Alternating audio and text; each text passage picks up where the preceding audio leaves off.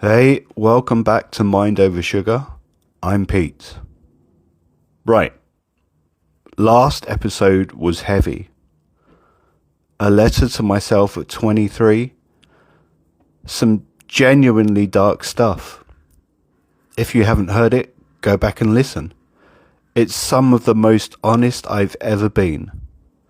But today, I want to swing the pendulum hard the other way. Today, we're talking about sex. Specifically, T1D and sex. The hypos, the awkward conversations, the CGM stuck to your arm midway through something you'd rather it wasn't stuck to your arm during. This is the stuff that never comes up at a diabetes clinic appointment, and almost nobody talks about it openly. So let's talk about it. Fair warning, there's some frank talk in this one. If that's not what you're after today, no worries. There's plenty of other episodes to pick from. For everyone else, let's get into it. Let's kick this off with me telling you about one of the most awkward moments of my life with this condition. It was in the middle of having sex when a hypo hit.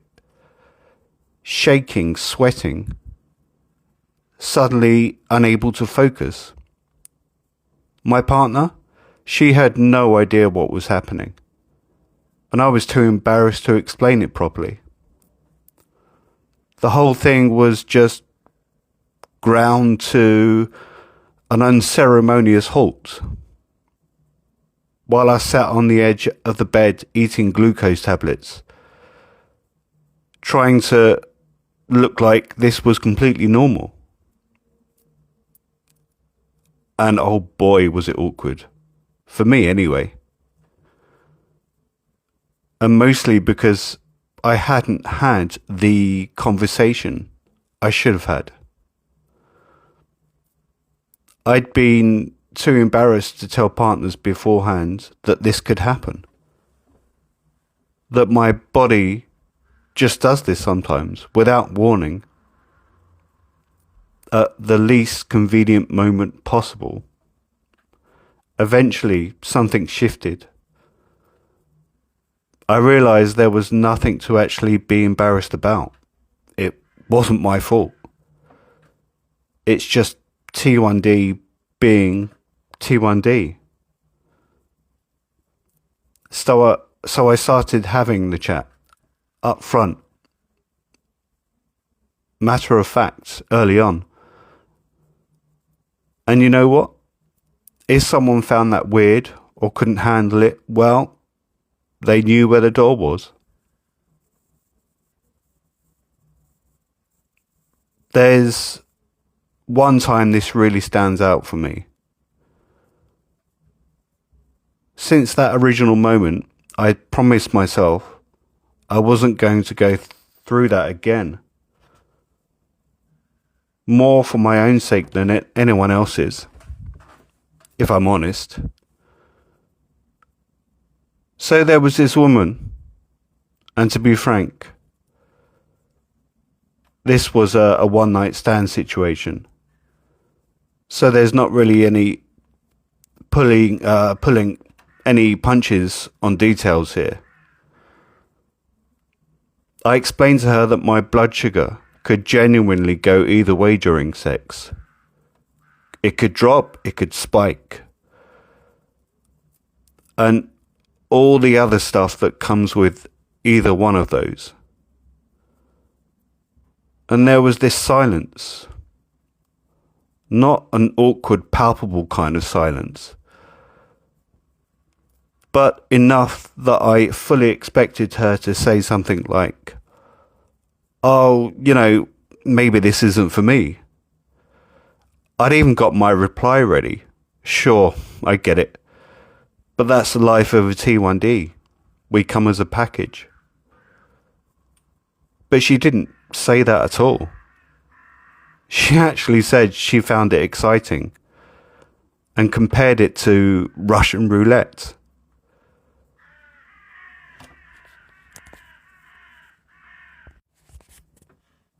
Which, I'll be honest, was a slightly odd thing to hear, but I thought, do you know what? I'll take it. And here's the properly ironic bit. That night, my levels stayed completely stable the whole time. You could not make this shit up. There is a whole set, a plethora of worries when it comes to having T1D and relationships that just simply don't come up in a standard clinic appointment. Things like, what if I have a hypo during sex? Does my CGM or pump make me less attractive? How do I even bring this up with someone new without making it a whole entire thing?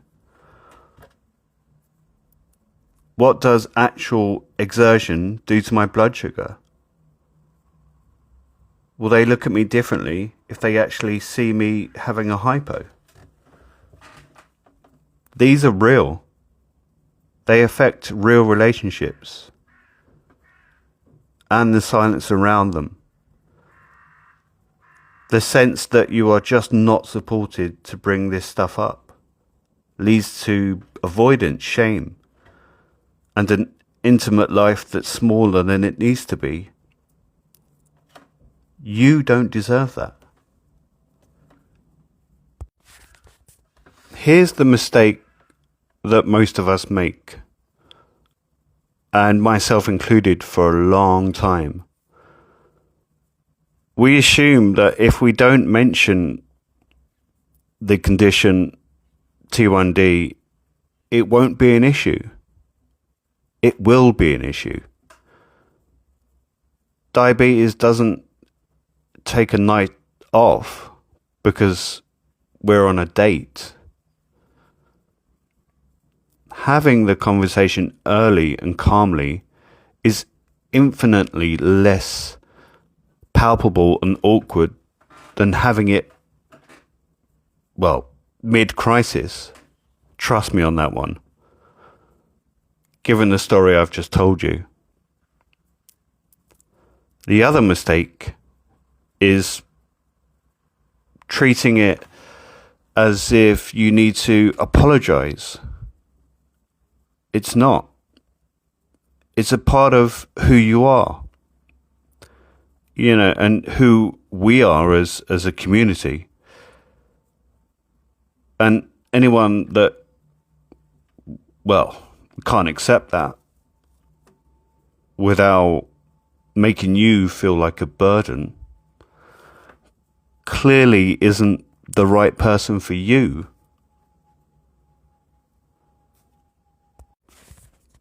So following on from that, here's a bit of actual practical and lived experience info for you here. Sexual activity affects blood sugars differently for every individual. Some people, it acts like moderate exercise and drops your sugars. For others, the adrenaline response spikes it. For a lot of people, though, it can depend entirely on how your day's been and how it's going. So here are a few things that can help through my own lived experience. Check your levels beforehand, especially if you're prone to, exercise-related hypos. Keep sugar, glucose within reach. Your nightstand is fine. But remember, there's no explanation required. Get to know your own patterns over time. Don't feel that you have to explain every single thing, every single movement that you make. Because what it boils down to is that it's your condition. And it's not something for your sexual partner to have to take on. It doesn't become their responsibility. And also your CGM data can actually be genuinely useful here. If you need to pause and treat a hypo, do it without feeling ashamed. Please don't do what I did or did, and that's compare yourself to other guys in this situation who are non-T1Ds, because they have a completely different life to us. They don't have hypos. So don't compare yourself. Just do it without shame, because it's part of you, and it's part of your life, and it's an extension of you.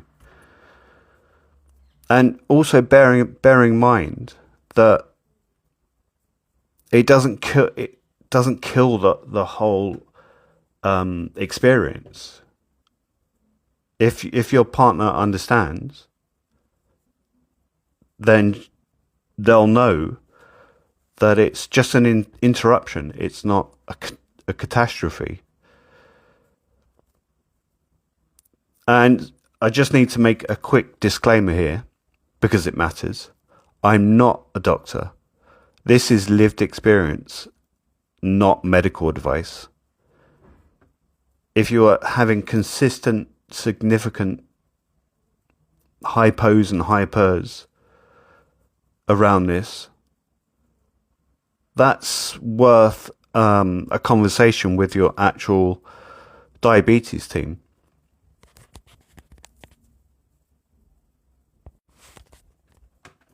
So, you may be wondering how you're actually going to bring this up with a partner. Well, earlier is better than later. Really, it doesn't need to be a first date thing. It could be if you wanted to, of course. That's entirely up to you. Seeing as I've always found that first dates are sort of the interview stage. Well, maybe for me, maybe not for you. But anyway, before things get intimate is the right window. Keep it simple and matter of fact. Something like, and again, this is how I've put it over time to potential partners. And this could give you a good starting block. But of course, you have to put it in your own words. This is the kind of thing I would say. I've got type 1 diabetes, which means my blood sugar can sometimes drop without warning. If that happens, I'll need to stop and have some carbs. It's not dangerous if it's dealt with quickly. And I just wanted you to know so it doesn't freak you the hell out. And that's it, really. That's the sort of thing I would say. Because you're not asking for permission. You're just giving them information. Kind of like handing out a leaflet, I suppose. A decent person would respond with something like, thanks for telling me, what do I do if it happens? To which you can say, well, I really appreciate that, but you probably won't need to do anything. But anyone who tries to make you feel bad about it, well, honestly, they've done you a favor. You don't need people like that in your life. And again, that's coming from personal experience. And actually, it's, whether you do it out loud or inwardly, be thankful because they've actually done you this favor, showing you their true colors earlier rather than later. And you knew this was coming, given episode 3. Humour helps here too. Laughing about your pump going off and buzzing at exactly the wrong moment.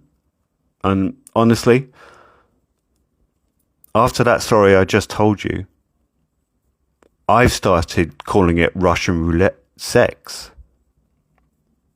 Yep, that is Russian Roulette sex. Feels fitting, doesn't it? It doesn't dismiss how serious it can be to feel in that moment. It just makes it bearable. It makes it human instead of cold and clinical. I hope that makes sense. Does it make sense to you? And I'll be honest with you, because when am I ever not? I'm actually glad I went through those experiences, both of them, because they built me up in a proper, solid fashion. These days, I'll have that conversation freely, without hesitation. But it wasn't always like that. I can say without any doubt, there was a time I was genuinely petrified of being rejected because of my T1D. I was scared someone would hear type 1 diabetes and quickly and quietly check out. These days though, oh boy, do I not give a shit anymore. But I'm still decent enough of a guy to have that talk regardless. And if it freaks someone out, honestly, well, that's on them, because it's definitely not on me. And you know what? I don't say that out of arrogance or cockiness. I say it because life is too short to shrink yourself down for someone else's comfort. What's actually the worst that can happen? They'll leave my flat?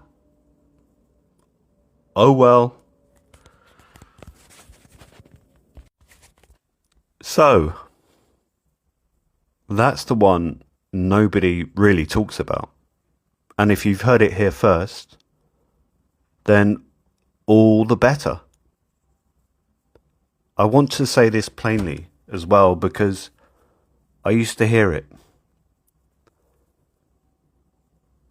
Your T1D does not make you less desirable, less worthy of love, or too complicated to be with.